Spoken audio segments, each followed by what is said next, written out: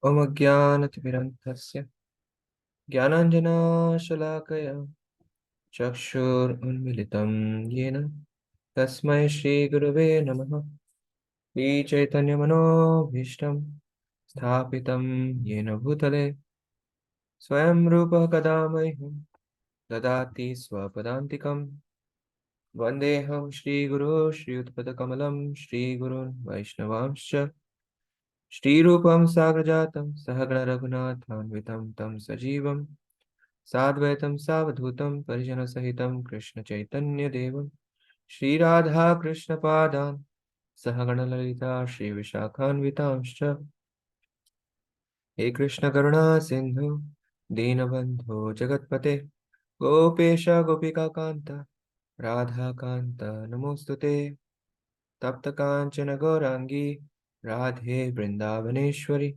Rishabhanu Sukladevi Pranamami Haripriye Vanchakalpitarubhyascha Kripa Sindhubhya eva cha Patitanam Pavanebhyo Vaishnavebhyo Jai Shri Krishna Chaitanya Prabhu Nityananda Shri Advaita Gadadhara Shrivas Adi Gaura Bhakta Vrinda Hare Krishna Krishna Krishna Hare Hare Hare Ramo Hare Ramo Ramo Ramo Hare Hare. Welcome everyone. We are in the last chapter of the Bhagavad Gita, which is titled The Science of Renunciation or the Yoga of Renunciation, or you can also say Sannyas Yoga. So, in the first section, which was until the 12th verse,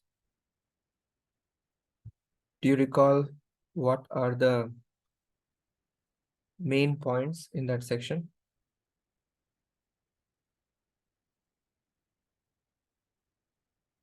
So, just to be clear, Arjuna started asking a question in the beginning of this chapter.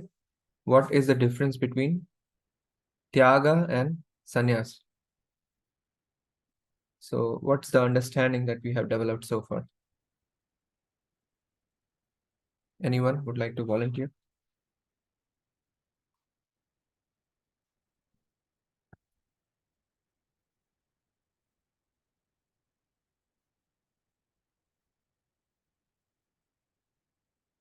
I think with Yag, you're giving up the fruit. With sannyasa, you're giving up the action. All right. And that's the, you can say, the initial understanding that Arjuna was carrying. But how did Krishna clarify? Are all actions to be given up? No, SCC doesn't need to be given up. Very good. Okay. So it's important that we summarize a little bit. Okay. What am I writing? Oh, it's not connected.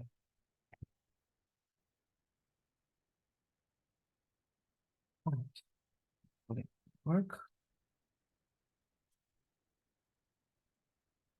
All right. So there are two kinds of karma. Krishna talked about two kinds of karma. What are the two kinds of karma?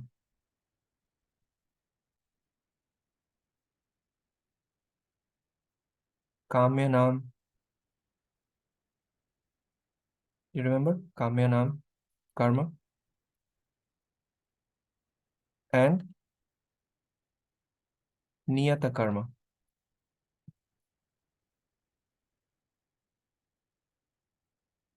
What's the definition of Kamya Nam karma?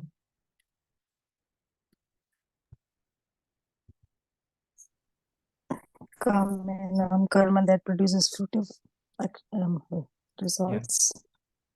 Fruitive activities. So I want to engage in activities because I'm interested in the fruits to enjoy, right? So engaging in fruitive activities. Niyata karma, what was the definition of Niyata karma? So Niyat karma just purifies us. Yeah. So niyata means what? Every day Hint. with the Responsibility. Huh? karma, Starting with PR. quality of body, mind, and soul. Prescribed. Prescribed duty or responsibility. Yeah. Prescribed duties or prescribed activities. Hmm. These are the two kinds of karma, right? So Krishna's point is that, so sannyas means what should never be given up. This should never be given up. Should never be given up. And in this category comes SAC, sacrifice, austerity, and charity. Right? This should never be given up. So what is to be given up? This is to be given up. So giving up of kamyanam karma.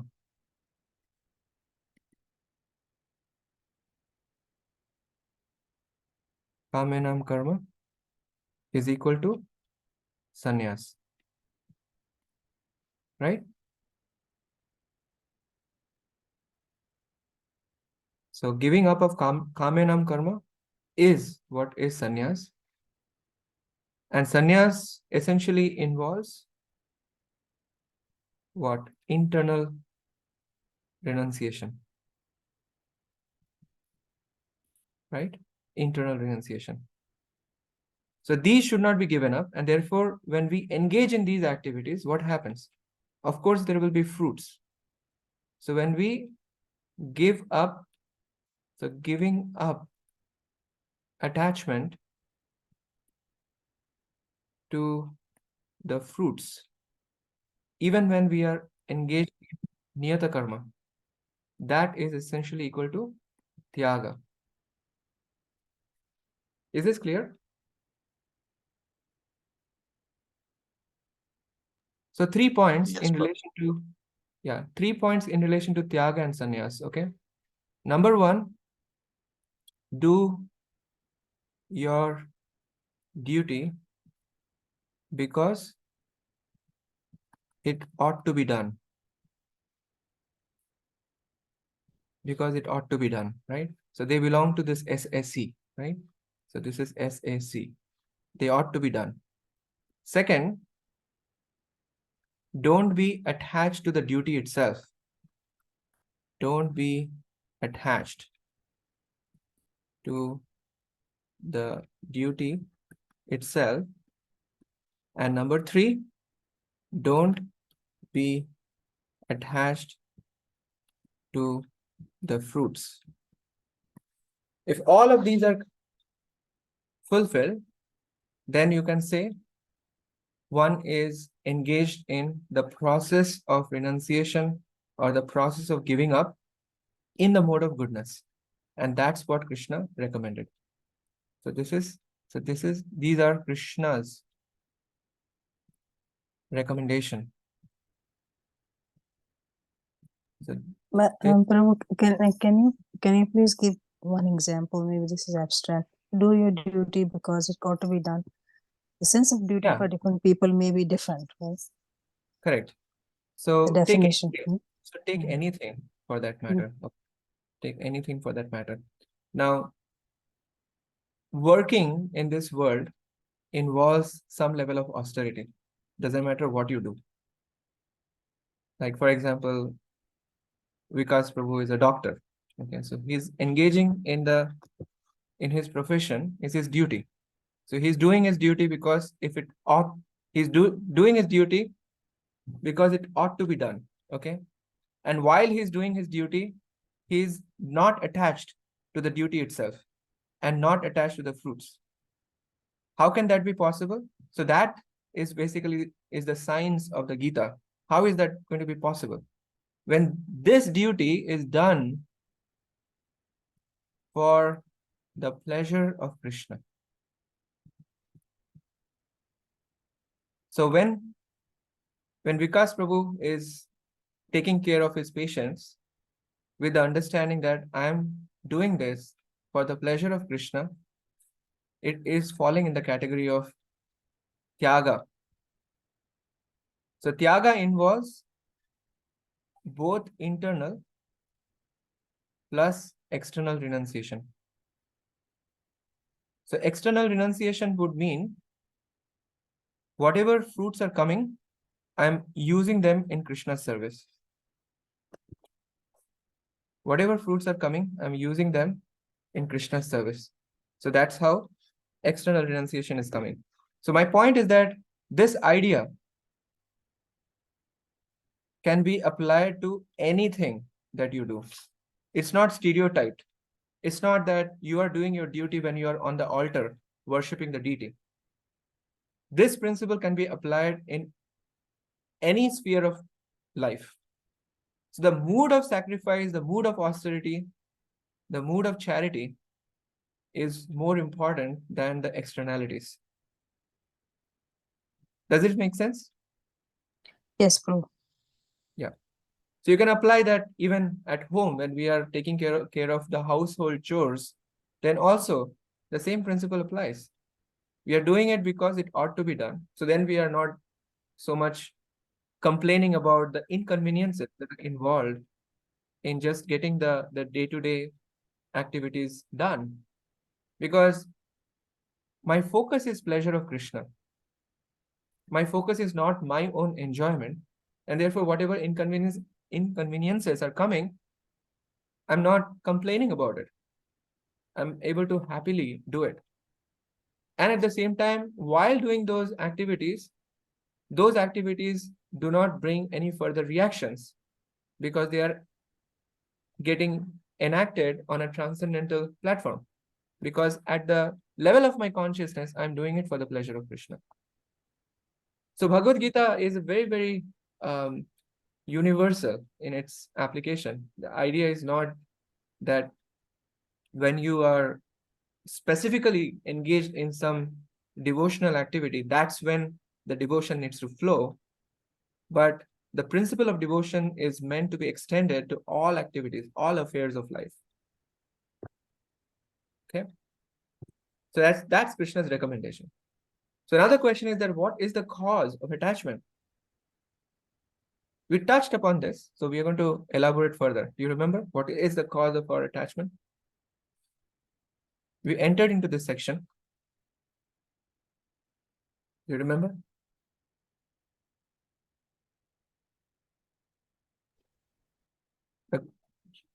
Why do we get attached? Yeah. So what specifically Krishna says happens? Why can't we operate from this platform where we are not attached to the duty itself and not attached to the fruits? What is the cause of attachment? The cause of attachment is when I think that I am the sole doer. I am the sole doer. When we think that I am the sole doer, then naturally I will be attached. And that's what is debunked by Krishna. That please know that there are 5 causes of success in all actions. 5 causes of success. I don't know what's going on with this blue colored thing. Are you seeing something blue colored on the screen overlaying? No, Prabhuji. You're not seeing anything blue? It looks fine, No, Prabhu. it looks fine. All right, let me just see. My screen is blocked by a blue color. Yeah, I think I need to get rid of an application maybe. Still the blue color is there. Just see how to get rid of this. Is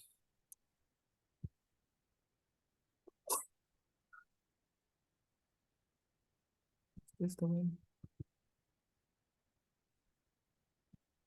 Hold on, let me just check.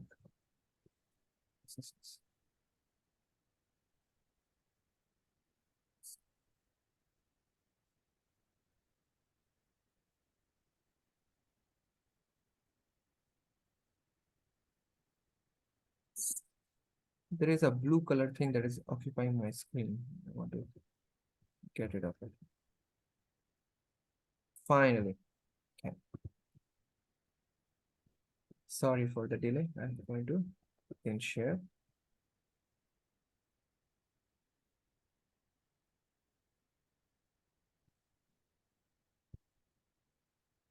Yeah. I hope you can see it again. Yes, bro. Excellent. So there are 5 causes of success. Siddhai. Krishna uses this word siddhai. You can see this.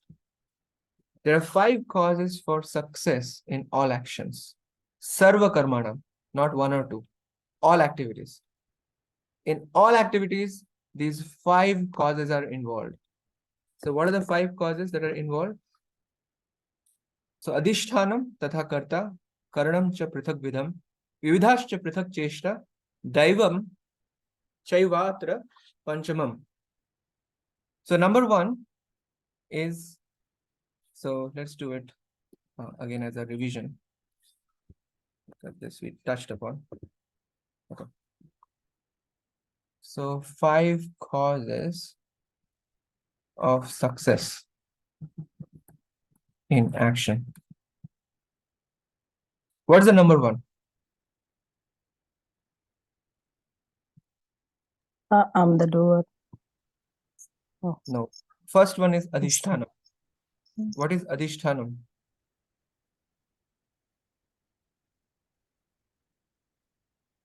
Field of action. So field can be referred to as our environment as well as our body, or I like to put it as the specific species of life body. So if there is a dog, the dog will have certain kind of constraint because of the dog body. Like there was a time when a coronation ceremony got conducted for making the dog sit on the throne of a king. And then the dog happily sat on the throne after all the ceremony was performed. All of a sudden, the dog noticed that there was a shining shoes somewhere someone is wearing. And it just jumped from there to lick on the shoe. Why? Because that's the nature of a dog. So species specific, you know. So field of action is going to apply some constraint for our action. Second is karta. What does karta mean? So karta means doer. Yes. So this is the conditioned soul karta. So the conditioned soul, meaning under the influence of false ego. It's just like DUI, right? Driving under influence. We're always driving under influence. Driving our body under the influence of the false ego. It's false ego. As you said, like I am the doer consciousness. So karta, adhishtanam karta. And then what is the third one?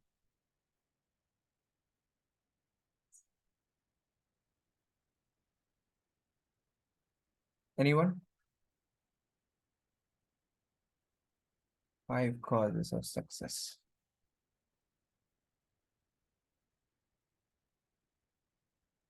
You recall anything? There are 3 other factors to go, okay? 3, 4, and 5. Can you recall any of the 3? So super soul. Meaning Paramatma is Super soul is the 5th factor. That's correct. Daivam. That is the 5th factor. That is correct. Super soul factor. What is 3 and 4?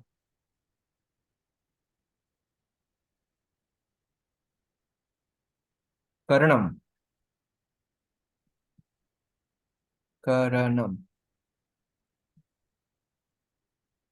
Karanam. Karanam. Karanam meaning senses. So the different varieties of senses that are there, Karanam. So we all have working senses, right? What are the working senses? The two hands, the two legs, the mouth, anus, and genitals. So they are called working senses. Since the question of actions getting performed, so I'm mentioning working senses. That's what we work with. And of course, those senses have limitations.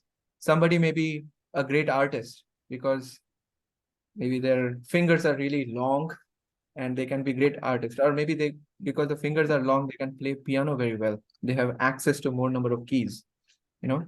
So in other words, even within a species of life, the senses can have higher or lower prowess. And depending on that, we will get certain things done more effectively or less effectively. So there's a constraining factor. What's the fourth one? So you see that we may be having proper environment, and as a human being, I may have certain ability to do which other species of life may not have the ability to do. So these two are satisfied, and I am acting under the influence of false ego. So my heart is just filled with so many desires. I want to do this, I want to do that. 1,000 things are occupying my consciousness. So this basically is having so many desires. So the desires are also there. In other words, one is in the position of initiating action. So desires, you can say, motivation, you can say. Go ahead, Prabhu. What? Efforts. Effort. Actions. Number 4. Yes. So vividhascha prithak cheshta. That is the fourth one. So my point is that you may have the right kind of environment, right kind of body. You may have proper desires and motivation, and you also have proper working senses, but you may not necessarily try to get the job done. So therefore, vividhascha prithak cheshta. So prithak cheshta. Prithak cheshta meaning various endeavors. Various endeavors. So you may be now also trying very hard to get something done. You can fulfill all of these criteria. But if the super soul does not sanction it, the work will still not get done. So this is the sanctioning agent. If the super soul doesn't sanction it, the work will still not get done. So we can take an example. Let's say there's a student, very, very sincere student, working very hard to ace his exam, right? So he has the right environment, maybe endowed with all the different varieties of resources for studying. Okay. He also has the right kind of, you can say, framework of mind to study. He also has a lot of interest in doing well in the exam. And the working senses are also somewhat nicely aligned to get the job done. Now, these senses need not just be working senses. Of course, there are subtle senses are also involved. So we should also include, because subtle senses meaning the mind, intelligence, and ego, they're also involved here. They're together with the working senses. So they are all aligned nicely. And the student is working very hard, making a lot of endeavors. But if the super soul does not sanction it, the student may still not do so well in the exam. And we have seen, in our college days, or if any of you are still in the mode of studying, you know that it's not just the efforts that's going to bring results. A lot of other factors come into play, and therefore one may not get success.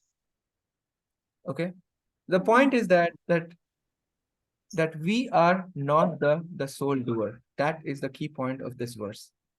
We are not the sole doer.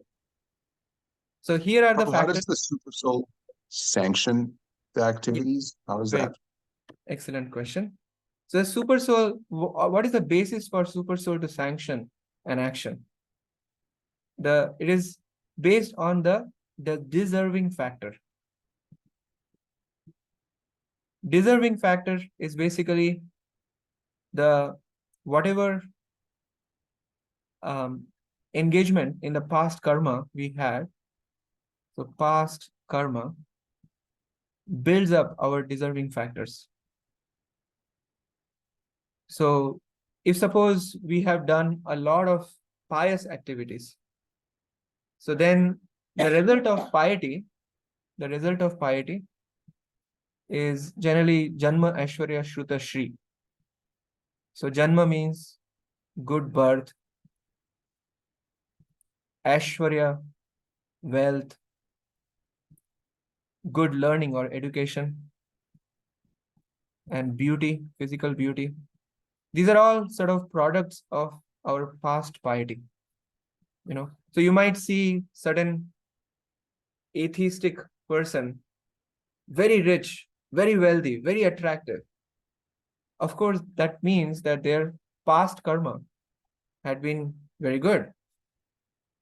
Now, the problem is that when we have you can say fruits of piety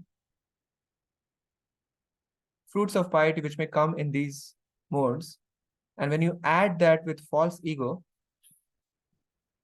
equal to disaster. Because you may have so much of prowess, so much of ability to do certain things, but if you are motivated by your false ego, then you become crippled to do anything good. So this is the biggest spoiler. This is the spoiler. So fruits of piety plus false ego equal to disaster. And that's why Krishna throughout the Bhagavad Gita is teaching us the art of work, how we can actually get out of acting within the influence of false ego. Okay. So anyway, so this is hopefully clear now, how super soul determines certain things to be sanctioned and certain things not to be sanctioned. But overall, if you want to summarize the factors of, you can say factors of success in action are the initiating factor, which is coming from the soul acting under the influence of false ego. Then the striving factor. Then there are constraining factor, which is coming because of the specific species of life one is born into, or the specific kind of or configuration of senses that one has. And that can be knowledge gathering senses, working senses, as well as the subtle senses. So they all act as constraining factor. But finally, to get success really in any action, we need the sanctioning factor, which is the super soul. So this is what is Krishna giving us a deep insight into how actions take place. Now, this is just beginning, okay?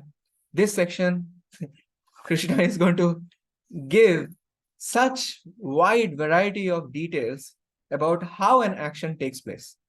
So now fasten your seat belt and let's get into the journey. Okay. So first thing Krishna points out is the 5 causes of right or wrong action. So after Krishna having spoken what brings success in one's activities, now Krishna is turning our mind to the right or wrong. So nyayam va viparitam va. So shariram shariravan manobhir yat karma prarabdhate naraha nyayam va viparitam.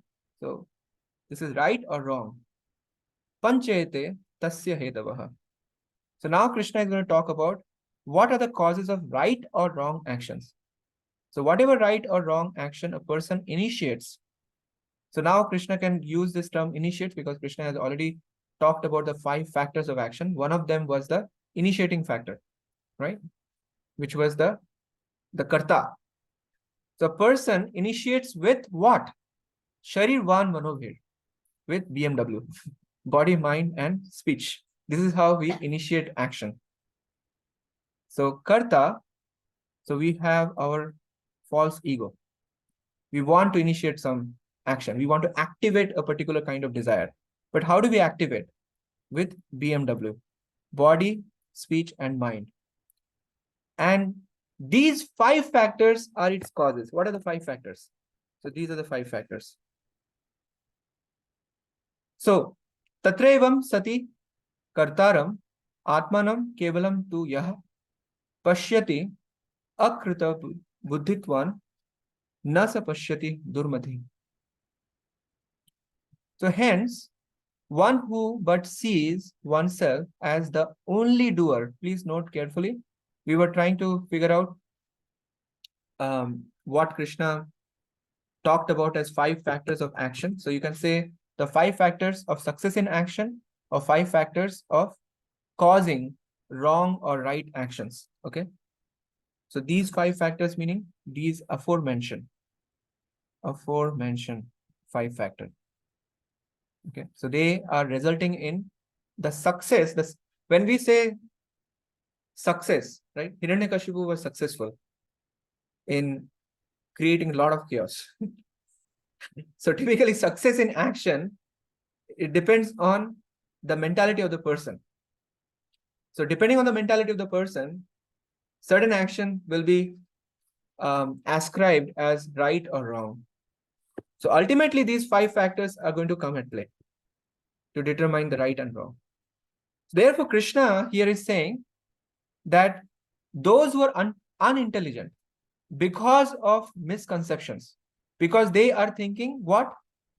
They see oneself as the only doer, okay? And therefore, they are not considered intelligent, not considered akrita buddhitvam. And such an unintelligent person or durmatihi cannot see things as they are because they are missing out on all the 5 factors. And therefore, unintelligent owing to misconception will become wrapped up in attachment. So this is the verse which is talking about how attachment gets caused.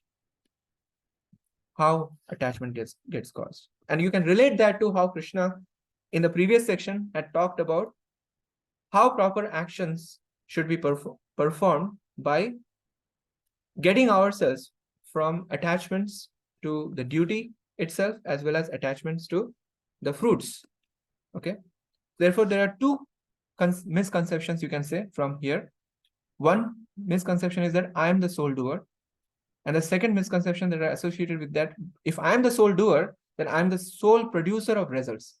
And if I am the sole producer of results, I am going to run after attachment to those results. And that's what Krishna is pointing out. Stop doing that. So now let's get into the elaborate description of the dynamics of an action, how actions take place. So yasya na ahankrito bhavo buddhir yasya na lipyate hatva api sa ima loka na hanti na nibadhyate. So one whose internal state is not governed by false ego. So now, by this time, Krishna had already established that false ego leads to ahankar. I'm sorry, false ego leads to attachment. Now, you have already seen that point established in 3.27. Prakriti kriyamanani gunai karmani sarvashaha. Ahankara vimudhatma kartaham iti manyate. Right? That point was made in the 3rd chapter, 27th verse. Right? Here, Krishna just elaborated on that point. So when we are acting out of false ego, then we think I'm the sole doer. I'm the sole producer of results. And when that is so, then naturally one would be attached.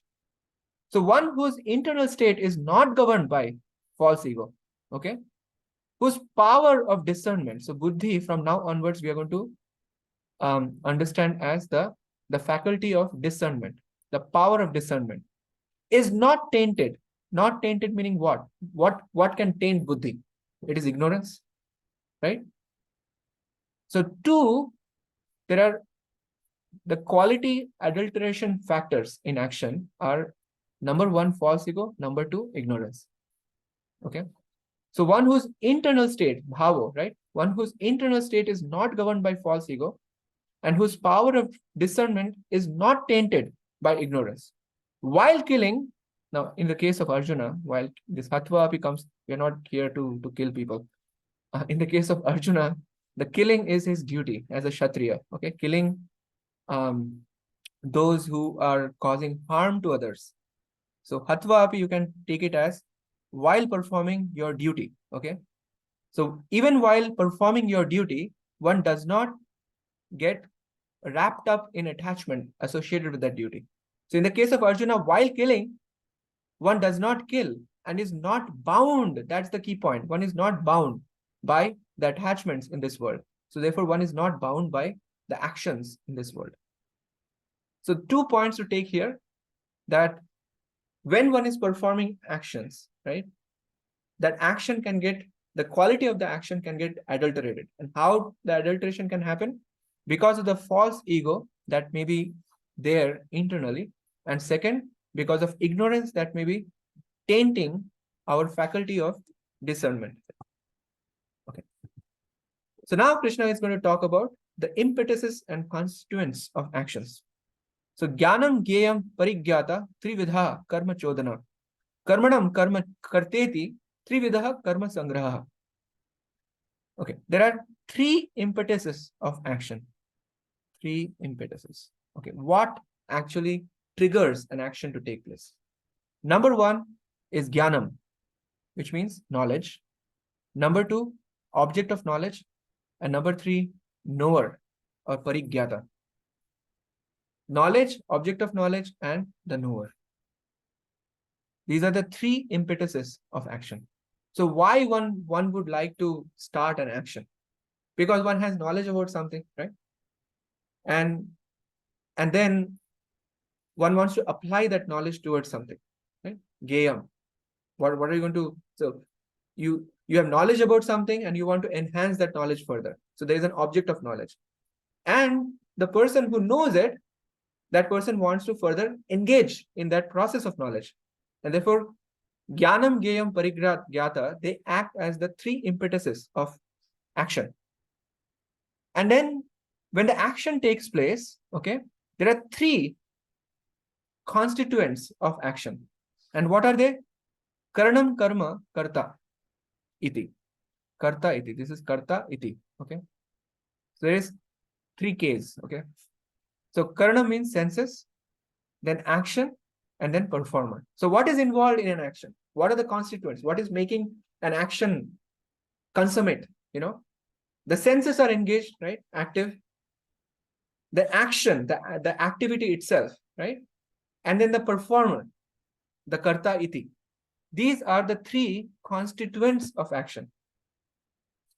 So 1, then 2, and then 3. These are the 3 constituents of action. So if someone asks you, what are the 3 impetuses of action? You will say 3 things: jnanam, gyayam, and parigyata. So knowledge, object of knowledge, and the knower.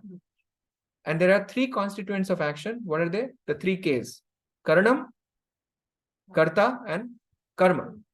Karanam, karta, karma. So karanam means the working senses with which you are getting the job done, right? You're engaging your working senses to get the job done. The action itself, right? So karanam, karta, there has to be also the performer of action, right? Therefore, the senses, the action, and the performer, these are the 3 constituents of action. Okay. So then Krishna is saying, jnanam karma cha karta cha. So now Krishna picked 3 things out of it. 3 things Krishna picked out of this. What are the 3 things Krishna picked? So Krishna picked this one. Okay. Then Krishna picked the karta, this guy. Krishna picked this. And what else Krishna picked? And the action itself. You see that? Action itself. These are the three things Krishna picked from this. So sorry, not here. Sorry. It is here. So two constituents of action Krishna picked and one impetus of action, which is the jnanam or the knowledge. So knowledge, action, and the performer of action. These are the three things Krishna picked here.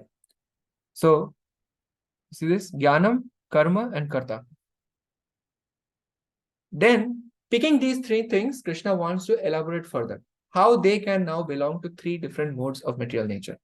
So knowledge, the action, and the performer of action are at three levels, distinguished based on the modes of material nature, right? So three modes, they are going to belong to three different modes. And Krishna is saying, let's hear them. So Shunu, please hear them as well in their true form, yathavat. Okay, so knowledge, action, and performance. Three things Krishna picked from the constituents and the impetuses of action. So here is, so I'm just trying to make sure that you don't get lost. So any action, you can think like this. For performing any action, you need to have certain conception. So that's your jnanam. You need to have some motivation to get something done.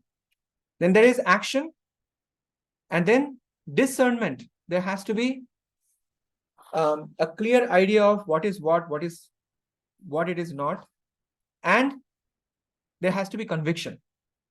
All of these factors coming together gives you an experience. Okay, so conception, motivation, action, discernment, and conviction. Okay, so these two determine the quality.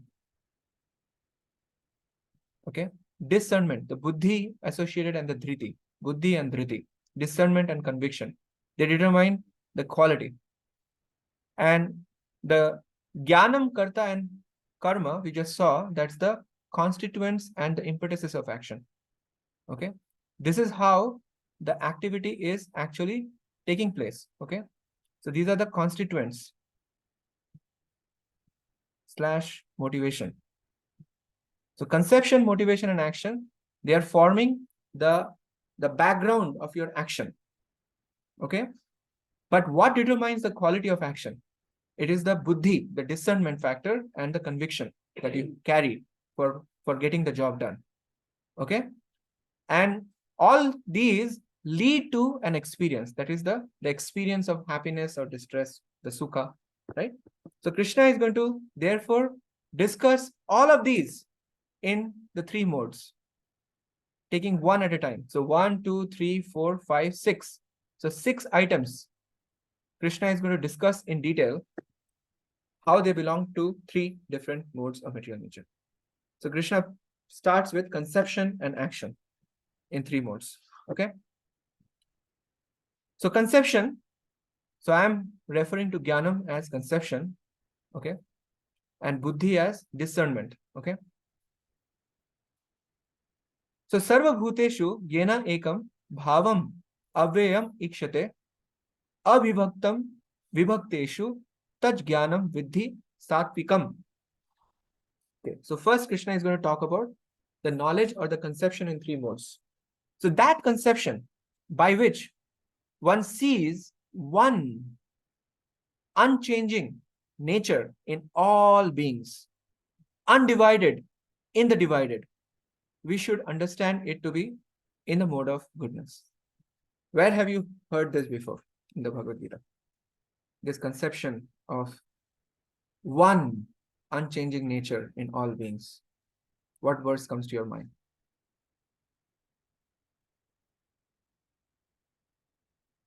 Anyone is able to recall any verse which Krishna has spoken right on this point?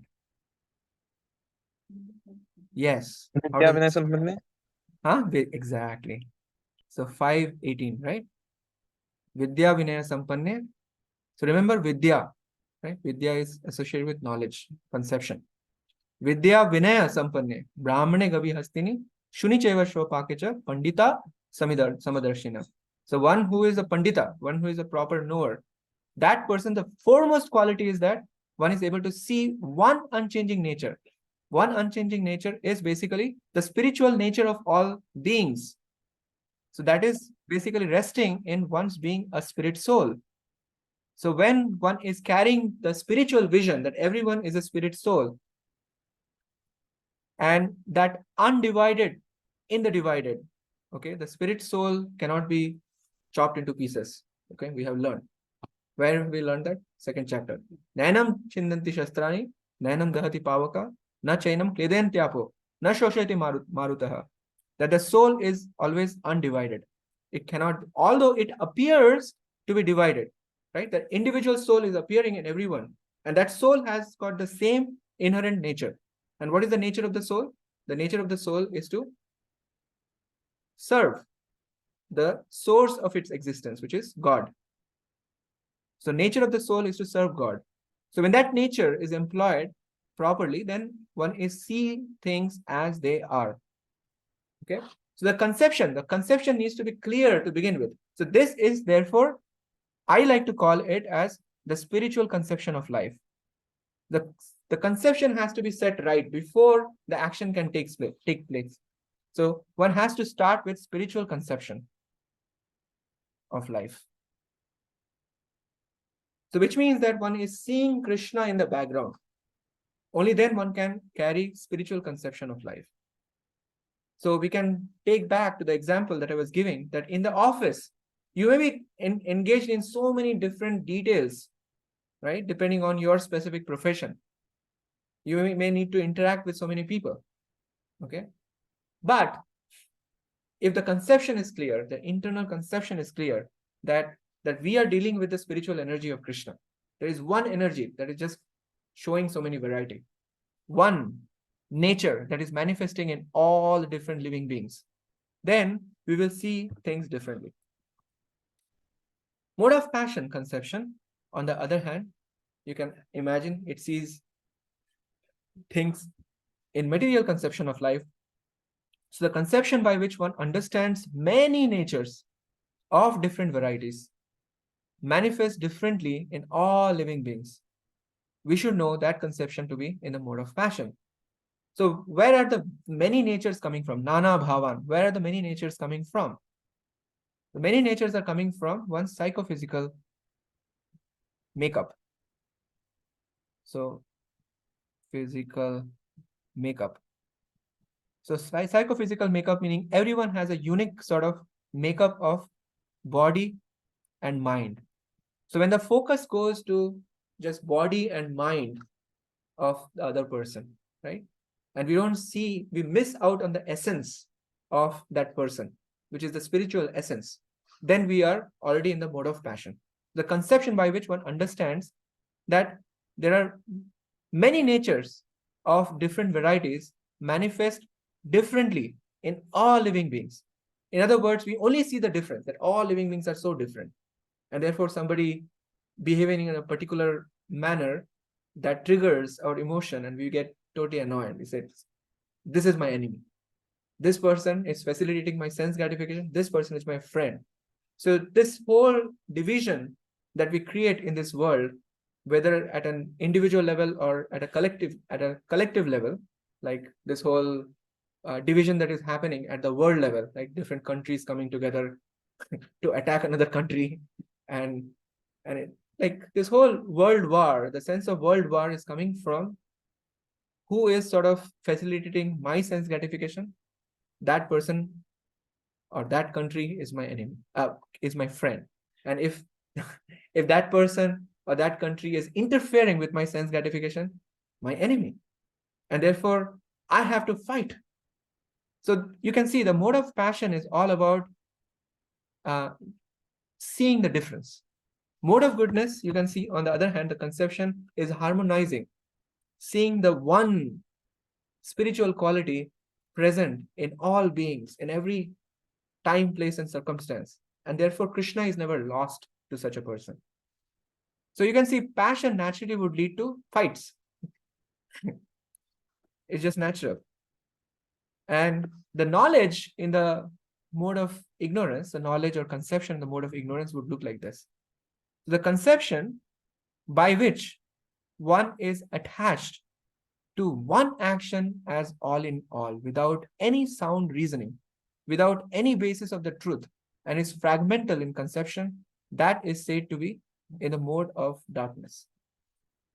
So, in the case of mode of ignorance, the idea is that usually the mode of ignorance, meaning that one doesn't have any touch of knowledge, and one embraces a particular kind of action as all in all, because that actually makes one, create destruction or further sort of, you can say, reinforce one's ignorance in the heart. Like in the case of Hiranyakashipu, he wanted to reverse the laws of nature. So he was seeing that action is as all in all, I can't see anything. So one is blinded essentially. So seeing one action as all in all, whatever is suiting one's ignorant nature, is making one blindfolded. So one is not able to see the big picture, And most importantly, one is blinded ahetukam, which means without any sound reasoning. So in the case of mode of darkness, one doesn't have any discernment capability. And on top of that, atattva arthavat. And one does not have any basis of the truth, because one is deviating from the scriptures. One does not see scripture as any thing to refer to. So therefore, naturally, whatever one does, there would be no basis of the truth. And therefore, naturally, such a person will be fragmental in conception. So fragmental in conception meaning alpam. Alpam means it's going to be the conception that one has will be very, very tiny sort of understanding. And even with the tiniest understanding, one would try to create havoc in this world. Okay. So that is considered to be in the mode of darkness. So what are the points that we saw? So one gets attached. So sakta means one gets attached to one action as all in all. Okay. Second is without any sound reasoning. Third is without any basis of the truth, or because of not referring to any scriptures, and is fragmental in one's conception. So such a person is operating, or the conception is operating in the mode of darkness. So I hope that that clears up the position of the conception in the three modes. So you can see it in this way. A person in the mode of goodness always refers to the scriptures, and that's how one builds one's conception. How do we know that we are part and parcel servant of Krishna? Because of referring to scripture. In the case of mode of passion person, that person may refer to the scripture, but they may refer to those portions of the scriptures which can further their fruitive activities. And therefore, they may be interested in the karma kanda portion of the scriptures. But in the case of mode of ignorance person, they have no interest in the scripture, and therefore there will be no sound reasoning, no basis for truth, and therefore they will be always fragmented in their conception, and they will take one action as all in all and create havoc in the world with that. Okay. Next, Krishna talks about the action. Remember, this is conception and action. Because in order to engage in action, one needs a certain conception behind, right? Because it's basis of conception. On the basis of conception, we choose action, or we choose a certain kind of engagement. And therefore, Krishna put these two together. So conception, action. Okay. So Krishna says that action which is prescribed, remember, niyatam karma, it has come back. So whenever it comes to action, please note carefully, Krishna is talking about prescribed activities. So prescribed activities should never be given up. So therefore, that action which is prescribed and performed without attachment, this point Krishna had made before, without love or hatred, So araga dveshataha. By one without desiring fruits is said to be in the mode of goodness. So what are the conditions? This is similar to the intelligent renouncer that Krishna spoke about before. Intelligent renouncer. Remember the Medhavi sannyasi or Medhavi tyagi. So that action which is prescribed, so first is that it must be a prescribed action, okay, for action to be in the mode of goodness. First is that it must be prescribed action. And if you recall our discussion last time, prescribed means it must be prescribed by somebody. So that means that there is a guru or a spiritual master is involved who is prescribing the action. Okay, so the action must be prescribed. Second is that from the side of the karta, it must be performed without attachment. Third, one is not carrying either a strong sense of love or hate towards the work. So this is more like elaborating further on Sangarahitam. How does that look like when one is Sangarahitam? Which means that one is not overly attracted to something, or one is not hating because it is inconvenient. And by one without desiring fruits. Okay. So this is aphala prepsuna. So this is again without attachment and fruits. Remember? So you can say this is without attachment to the duty itself. So this could be attachment to the duty itself, right? And then this is without desiring fruits or without attachment to the fruits. So this is the fourth condition, is said to be in the mode of goodness. And this point is sort of like already covered before. So it's interesting, what you can find interesting is that there Krishna talked about tyaga, giving up, right? And Krishna is giving exactly the same message when Krishna is talking about action, when to perform action. And you can see there is a perfect synergy between the two sections, giving up of action and performing action. And they carry pretty much the same sort of constituents.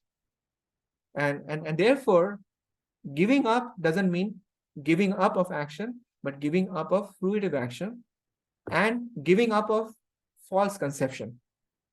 So we do not have to give up the action, but we should be giving up the conception, the false conception that I am the sole doer of action. Is it clear? So that's what is the sum total of this section. So on the other hand, action in the mode of passion would look like this, that action which is performed with great effort, okay? There is a word that is used in the nectar of instruction that is called prayasa. You can relate to that, like over endeavoring. So action that is performed with bahula ayasam or prayasam, you see it has got bahula is replaced with pra. You can see this, and rest is the same. Bahula ayasam. This is prayasam. So that action which is performed with great effort by one seeking to gratify one's desires, again kamepsuna. So when it comes to passion, there is always this fruitive desires. One is filled with insatiable lust. Therefore, one is seeking to gratify one's desires, or again enacted with false ego. So the same message. So three things: great effort, seeking to gratify one's desires, and enacted with false ego. When all these are true, then one is working in the mode of passion. Now, this is a very common experience when we go to office. We see that it's perfectly fitting into this description. Everyone is working very hard, a lot of effort. For what? Because they want to climb up the corporate ladder. If suppose after some time they are not climbing up, it leads to frustration. Why am I working hard? That question does come. One seeking to gratify, because after all, in the office, all one cares about is gratifying one's own desires, and they want to carry out whatever their ideas are with false ego. This is my idea. This is like a perfect depiction of the workplace, this particular verse, 24th verse. And the 25th verse, Krishna talks about the work that is done in the mode of ignorance.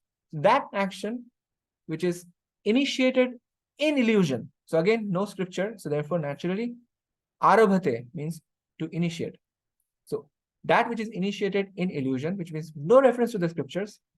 Second, disregarding future bondage. So when we disregard scripture and we engage in action, definitely it's going to cause bondage. But in the case of mode of ignorance, one is blind. So one doesn't see the consequence of one's action. Therefore, one completely disregards future bondage. And it generates a lot of waste. It generates violence.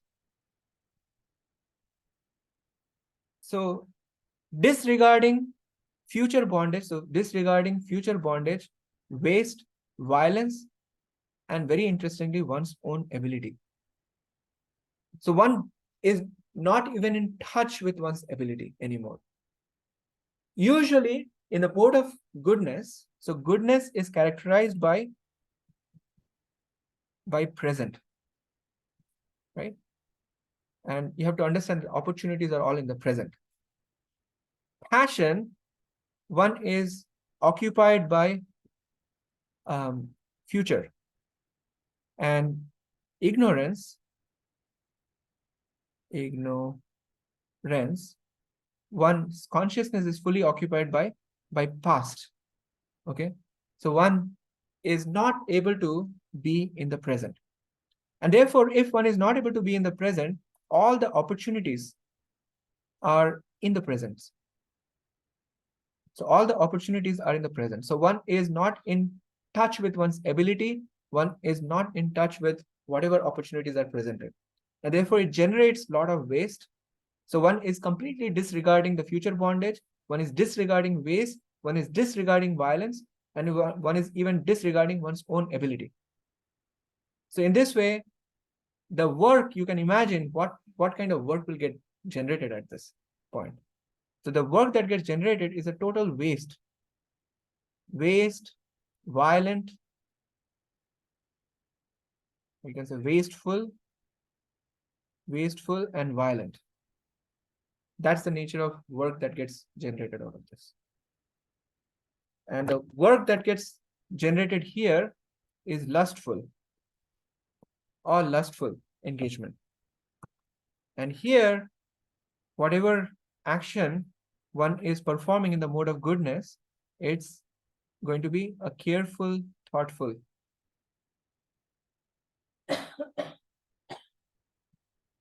balanced action. That's what one is generating. So next we will look into the motivation and discernment. So we'll stop here for today and see if you have any questions or comments. Sorry, Anusha, I did not see your comment. Now I see. So let me see if you have any questions or comments. Oh, thank you, Prabhu. Hare Krishna. So Hare Krishna. I have a couple of questions. The first one I'll ask is, if you ask 100 people, do you have a false ego? They all will say, no, I don't.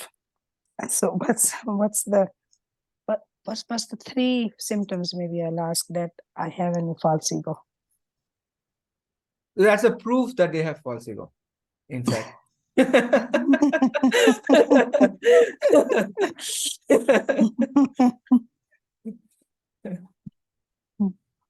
Because the author of Chaitanya Charitamrita, Krishnadas Kaviraj Goswami, he says that Jagai Madhai hoite muishe papishto and purisher kita hoite logishto. So that I am actually more fallen than a stool worm, okay, and more sinful than Jagai and Madhai.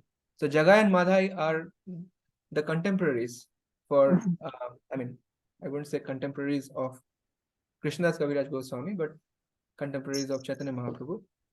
So at that time, Jagai and Madhai were known to be the best of demons. They have broken all records of sinful activities.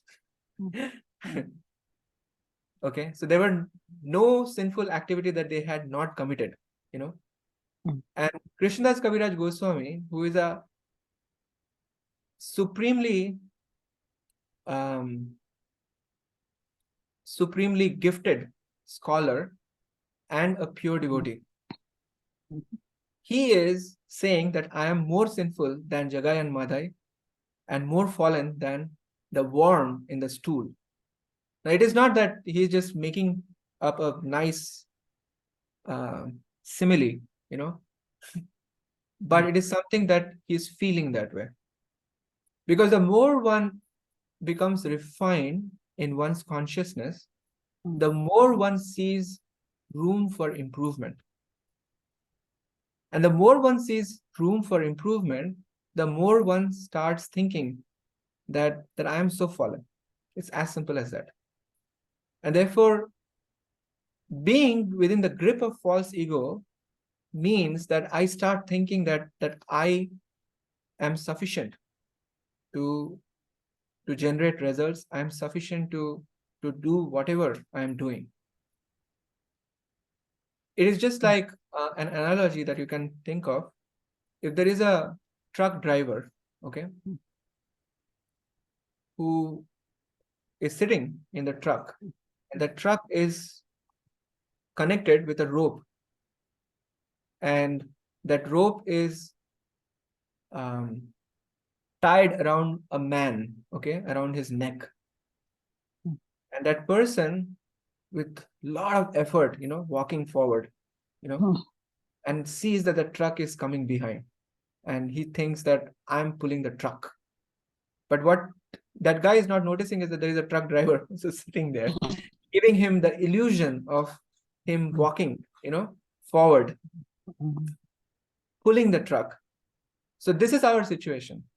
When we achieve success in anything, so-called success, whatever we aim for and we get it, that's what we generally label as success, right? To get something what we want, we generally label as success, and to not get something that we don't want, that is labeled as failure.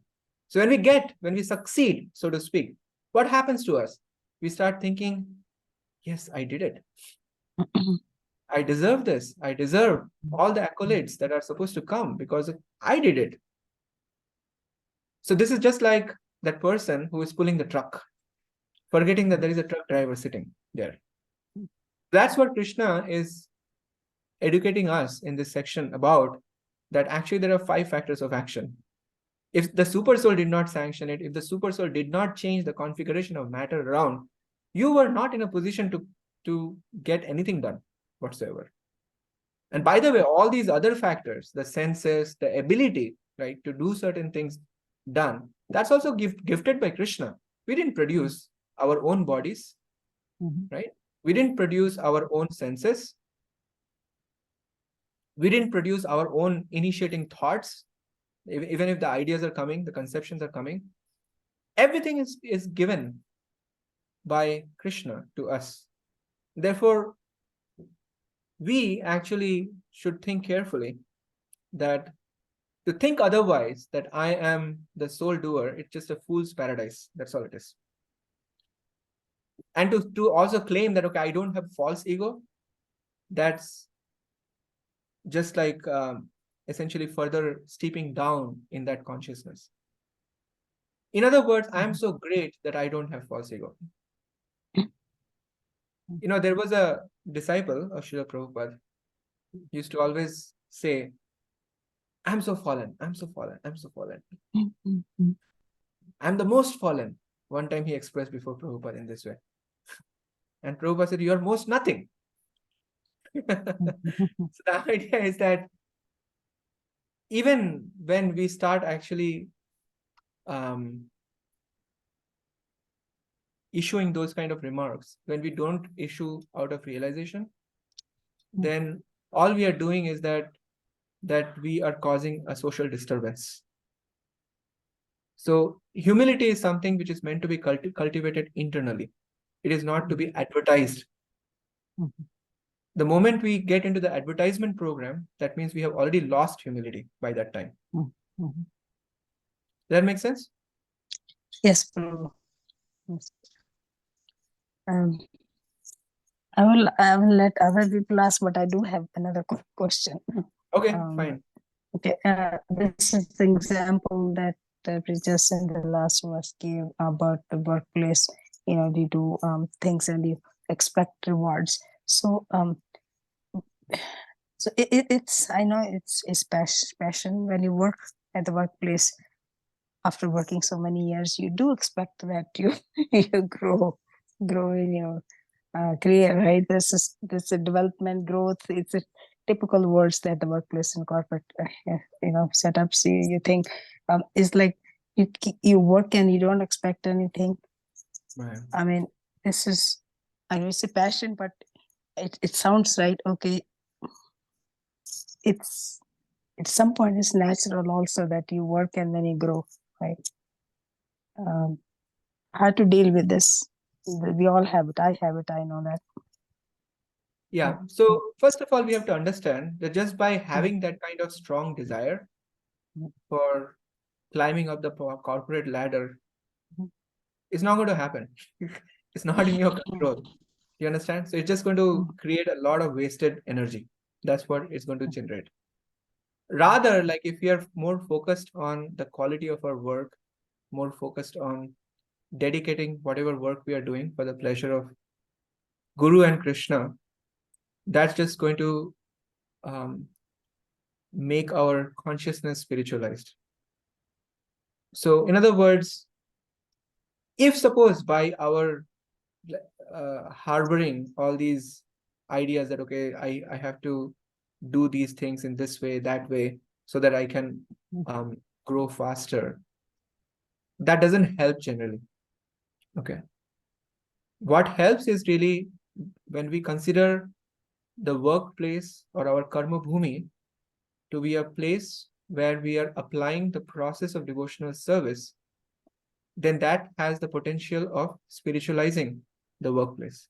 So that not only benefits ourselves, but also benefits others. If we try it otherwise, it is not beneficial. I'll give you an example. Like suppose, I'll give you two examples. There was a person who was working very hard to actually influence the senior leaders in the company, just so that one can advance faster. Like that person got his, he became in the good books of the VP, senior VP, and so on and so forth of the company. And after some time, what it so happened that after putting 5 years of work and and so much of like investments in those relationships, all of a sudden the VP and the senior VP and that whole group of people, they are all removed from the company or they shifted to some other place. And now it's a totally new set of managers that he has to deal with. So my point is that these environmental factors, one does not have any control whatsoever. See, if that becomes the sole goal of one's work, that so that I can climb the corporate ladder, there are 1,000 things that can happen, which can completely trash those aspirations, and that Right. we have I mean, to keep in mind. not so much about that. I mean, that's totally crosses the limit. If you're working and regardless, meaning you're not trying to influence or push, just working hard every single day the way ethically you should be working. But is it That's perfectly expecting that, fine.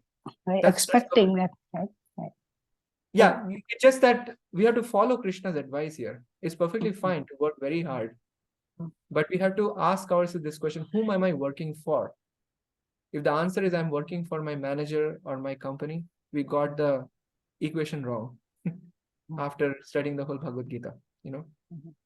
The answer to that question would be, whom am I working for? I'm working for Krishna. Then work very hard. That's perfectly fine. If you are really working for the pleasure of Krishna, then I would not be anyways aspiring for those external fruits. That may come if Krishna so desires. That's the mindset one would have. So one is no longer working for the fruits, but one is working for establishing a very high quality, high standard of results. For whom? For Krishna's pleasure. And therefore, one would have high sense of diligence, high sense of work ethics. All these things would be valid. Why? Because one is, after all, working for the pleasure of Krishna, right? If we love Krishna, if we want to dedicate those actions to Krishna, yat karoshi yadashnasi yat juhashi dadasyat yat tapasyasi kaunteya tat kurushva madarpanam. Krishna says, right? Dedicate all these activities for my pleasure. If we are able to do that, then what's going to happen is that our work will get spiritualized and I will be less anxious. And if certain things do not happen exactly according to my way, I would not be worried. It is good for our mental health. and after all, it's good for everyone else as well, because we are spiritualizing the atmosphere. The second example I would like to give is the example, it's somebody in my group only. He had been having conversations about his managerial aspiration with me for years together. And I had been giving him the message that it's just not possible. You cannot become manager. And it just brings up that topic in so many varieties of ways, and just the message doesn't get across because he's attached to that. But I can't change because I cannot teach him Bhagavad Gita.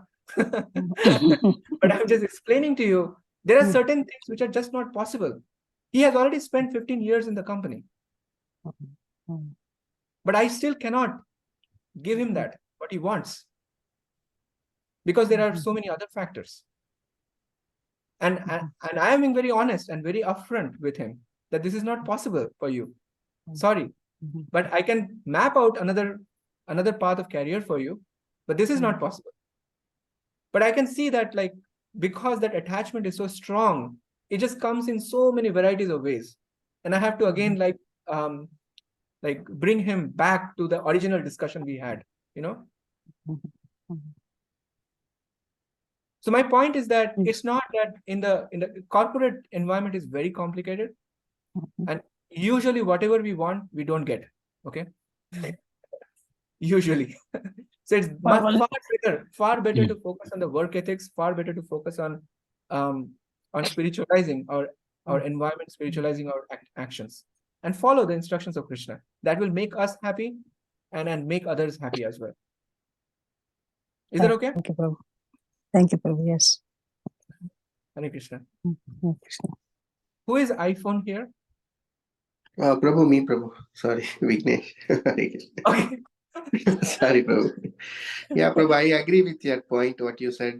Definitely, yeah. Like one thing is whether you run your own business or you work for someone, like in case you put all the efforts, but if something doesn't work, definitely a Krishna devotee has that power to just leave it like that and take the next one, and it doesn't impact them physically or through the body, where a material person definitely gets attached to it and leads to all the kind of diseases and all the, yeah, I agree with that point. I have personally felt that, like, I always keep trying, but if it doesn't work, I just leave it and go away. Yeah, that's it. Yeah, definitely the Krishna blessings helps in that. I agree with you. Thank you. Yeah. Thank you. But the point is that whether we agree with Krishna or not, that doesn't matter. The laws are meant to be operative in this world, exactly like the way Krishna has designed them.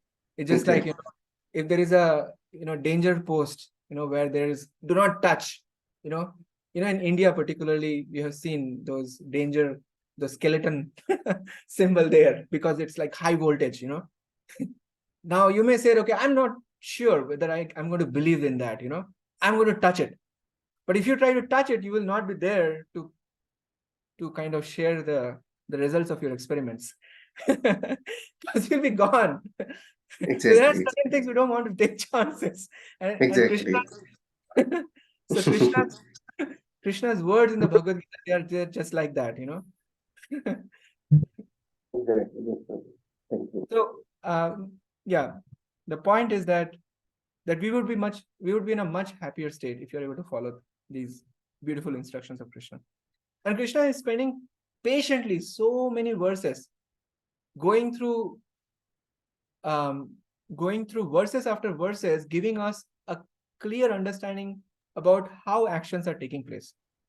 Just imagine the detail that with which Krishna is dealing with this subject matter. And we are not done. We are just about, I would say, 40% through in this section, talking about the actions.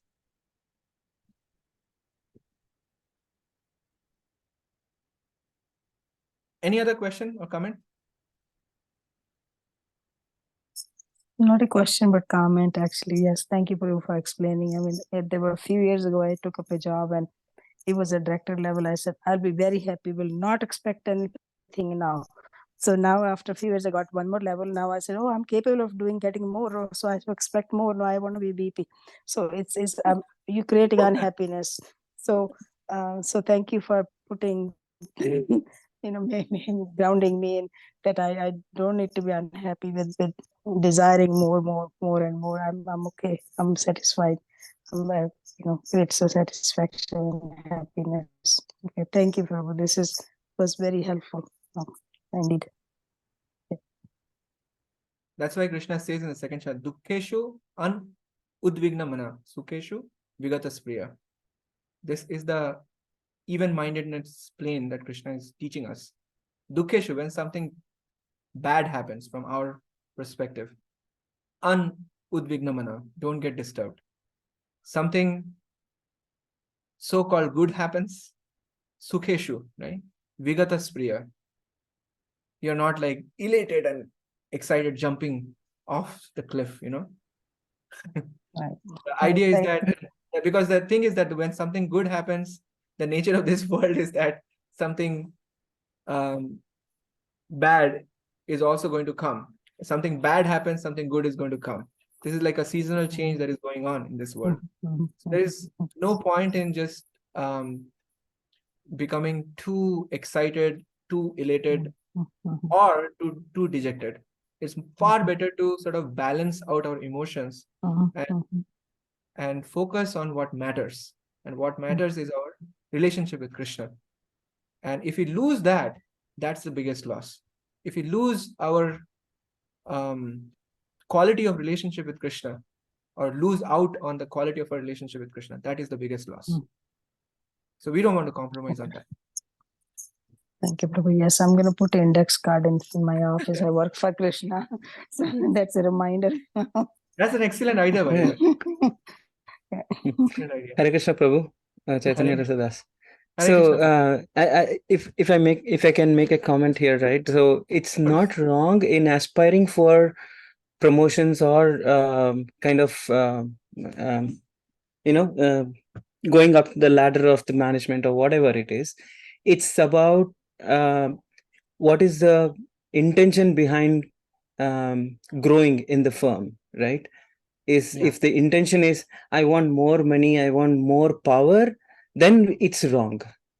But if the intention is I can grow up, so I can showcase that Krishna's devotee can progress well because he's balanced, or any other such reasons, it is okay to aspire for promotions or going up the ladder of management. Yeah, you can say that.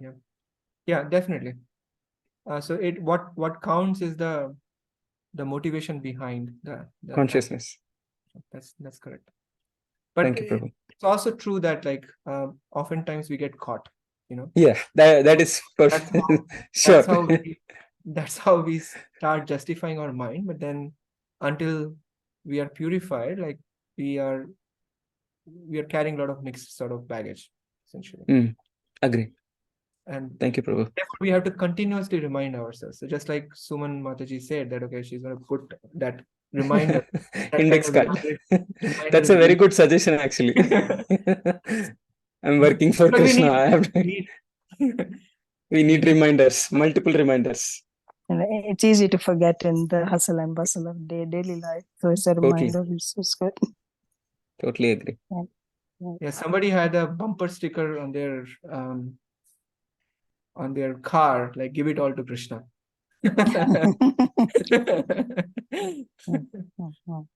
So work very hard. It's a good one. Satsangs help us to Yeah. really remind that we don't get created. Yeah, definitely. We all need reminders. So one more experience that I will share, that when you're aspiring for such things and then when you don't get such a negative things come in your mind, I'm being discriminated. And so that disturbs the whole mind. That actually you're not getting discriminated because you're getting greedy. So to get more and more. So I think I'm feeling so much in peace with this conversation. That Right. it's not that I'm getting discriminated. It's just it's my own greed, I think. Thank you. And we can all remember, like, how long are we going to live in this world? Like, Right, right. how many years do we have in this world? Right. And we Right. have to optimize our timing, our Mm. our time in this world Right. by full dedication. Right.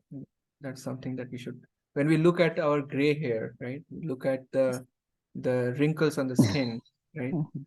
These Mhm. things should remind us that just like, at the signal light, when the yellow comes, means the red is going to come, Mhm. So these are all different Absolutely. reminders that we are not going to live here forever. So even if we build a big empire, we have to leave that empire behind anyways. Mhm. Right. So it's better Absolutely. to have, focus on the eternal. That's the whole point. Mhm. Absolutely, bro. Thank you. All right. Thank you all very much for your kind presence. Hare Krishna, Prabhu. Hare Krishna.